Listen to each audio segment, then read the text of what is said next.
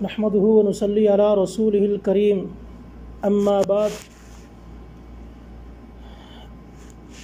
قال رسول الله صلى الله عليه وسلم من قرأ آية الكرسي دبر كل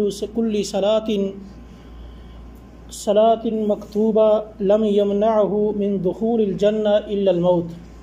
سنن نسائی وغیرہ میں یہ روایت موجود ہے، صحیح حدیث ہے۔ یہ نبی صلی اللہ علیہ وسلم نے ارشاد فرمایا، ابو امامہ باہلی رضی اللہ تعالی عنہ بیان فرماتے ہیں، رسول اللہ صلی اللہ علیہ وسلم نے ارشاد فرمایا، جو انسان ہر فرضی نماز کے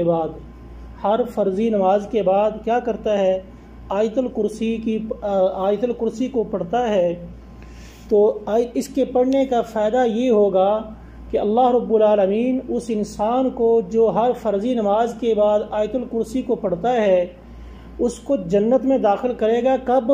اس کی موت کے بعد، یعنی جنت میں جانے کا درمیان میں کیا چیز باقی ہے؟ موت، کیونکہ موت کے بغیر تو آگے انسان نہیں جائے گا۔ تو لہذا مومن جو ہے وہ جنت میں اس کو جانے کے لیے کیا اس کے درمیان کیا چیز حائل ہے؟ موت۔ جیسے ہی موت آئے گی وہ انسان جنت میں چلا جائے گا۔ تو لہذا اس حدیث میں دیکھ لیجئے کہ رسول اللہ صلی اللہ علیہ وسلم نے آیت الکرسی کی کتنی فضیلت اور اہمیت بیان کی ہے۔ لہذا ہماری صورتحال یہ ہے، ہم جیسے ہی امام السلام علیکم کہتا ہے ہم فوراً بس ایک دو تسبیح پڑھتے ہیں، استغفر اللہ پڑھتے ہیں اور بھاگنے کی کوشش کرتے ہیں۔ تو میرے بھائی وہاں بیٹھیے جہاں آپ نے نماز پڑھی ہے، وہاں بیٹھیے، ذکر اذکار کیجئے جو اللہ کے رسول صلی اللہ علیہ وسلم سے ثابت ہیں۔ ہم اس بات کی طرف تو بہت جاتے ہیں جی امام صاحب نے دعا نہیں منگائی، حالانکہ فرضی نماز کے بعد یہ دعا منگانا شریعت سے ثابت نہیں ہے۔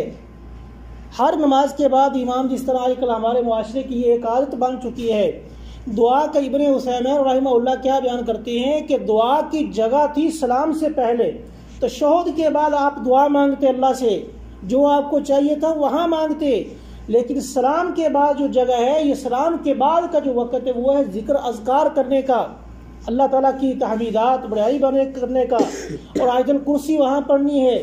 تو لیکن ہم کیا کرتے ہیں، ہم نے بس ایک کاروائی کی، دعا مانگی، پتہ نہیں اس میں مانگا بھی ہے کہ نہیں مانگا، بس ہاتھ اٹھانے ہیں، ایک کاروائی پوری کرنی ہے اور فوراً بھاگنا ہے۔ جو ہمارے اوپر ضروری تھا اس کو چھوڑ دیا، وہ ہے ذکر اذکار، آیت الکرسی پڑھنا، لا الہ الا اللہ وحدہ لا شریک لہ اس کو پڑھنا، اللہم انت السلام ومنک السلام یہ پڑھنا، اور اسی طرح سبحان اللہ، الحمدللہ، اللہ اکبر یہ پڑھنا۔ لیکن ہم نے کیا کیا؟ ان کو چھوڑ دیا، یہ ذکر سے ہم غافل ہو گئے۔ بس ہم نے وہ ایک کاروائی کی اور فوراً یا تو سنت پڑھنا شروع کر دیں گے یا پھر مسجد سے بھاگ جائیں گے، کیونکہ ہمیں بہت جلدی ہوتی ہے ہر کام میں۔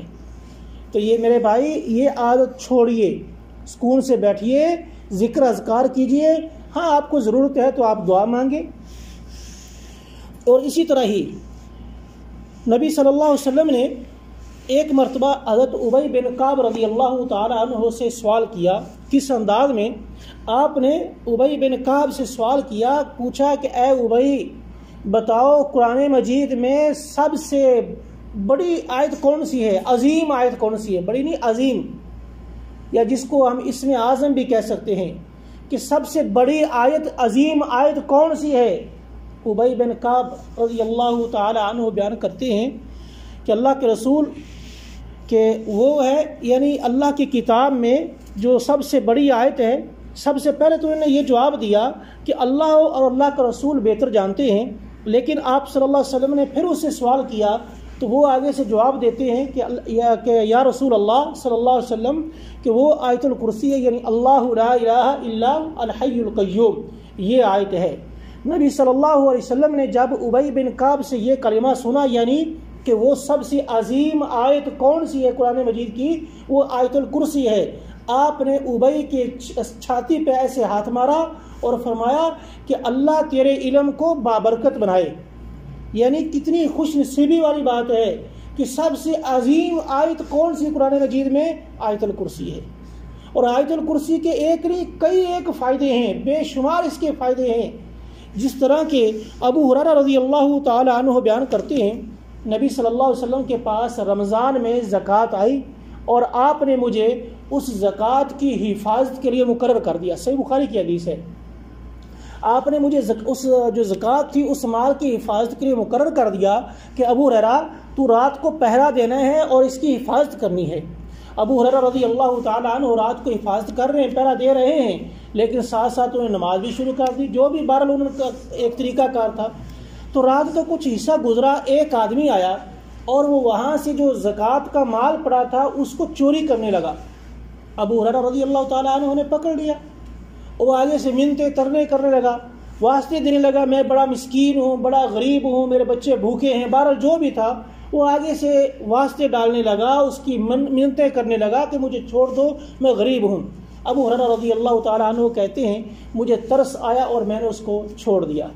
صبح ہی رسول اللہ صلی اللہ علیہ وسلم کے پاس گیا، آپ نے پوچھا ہاں بھائی تیرے رات کے معاملہ کیا ہوا تھا، اس چور کے ساتھ تو نے کیا کیا؟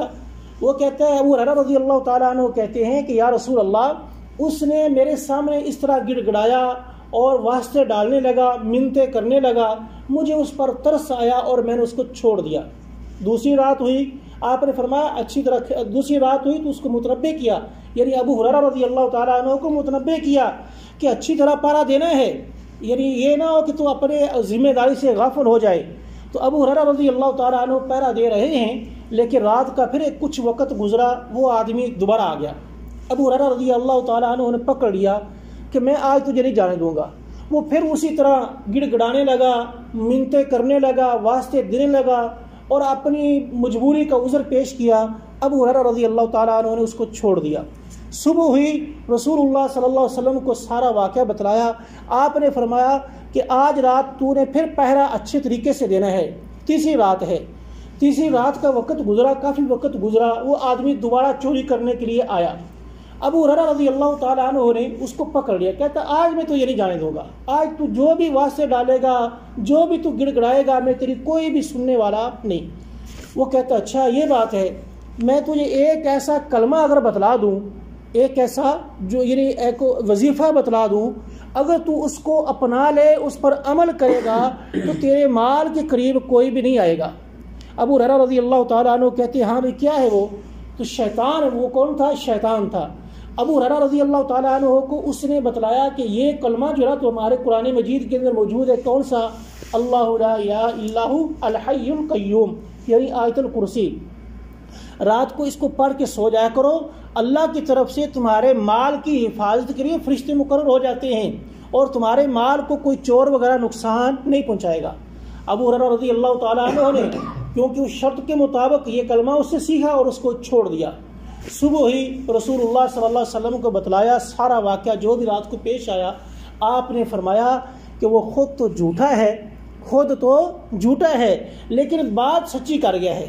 مطلب یہ کہ واقعی جو انسان سچے دل سے آیت الکرسی پڑھ کے سو جاتا ہے، اللہ کی طرف سے اس انسان کے مال کی حفاظت کے لیے فرشتے مقرر ہو جاتے ہیں۔ لیکن ایمان ہونا چاہیے، دل میں شک ہو پتہ نہیں ہوگا یا نہیں ہوگا، یہ نہیں ہونا چاہیے۔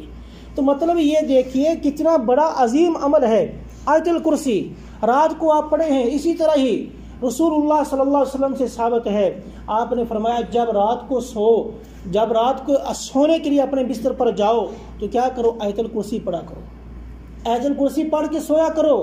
تو آیت الکرسی کے میرے بھائی بے شمار اس کے فائدے ہیں۔ سب سے بڑا فائدہ دیکھ لیجئے، آپ کی دین میں بھی اور دنیا میں بھی، دونوں جہانوں میں یہ فائدہ ہے۔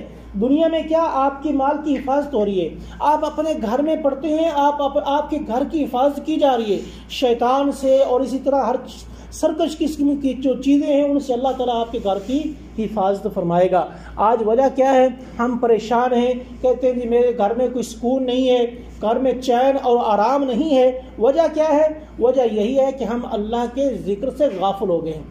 ہمارے گھروں میں اللہ کا ذکر نہیں کیا جا رہا، ہمارے بچے اور ہماری عورتیں گھروں میں نماز نہیں پڑھتی، قرآن مجید کی تلاوت گھروں میں نہیں کرتی، ذکر اذکار گھروں میں ہمارا نہیں ہے، السلام علیکم گھروں میں ہمارے بالکل ختم ہو گیا ہے۔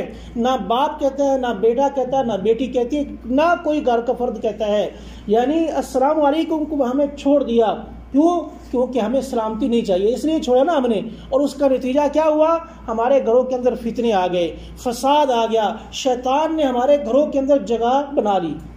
جب شیطان جہاں گھس جائے گا تو پھر وہاں کیا امن اور سکون ہوگا؟ نہیں، کیونکہ شیطان انسان کا سب سے بڑا کیا ہے؟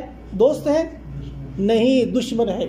اور شیطان نے اللہ سے یہ وعدہ کیا کہ میں تیرے بندوں کو کیا کروں؟ گمراہ کروں گا۔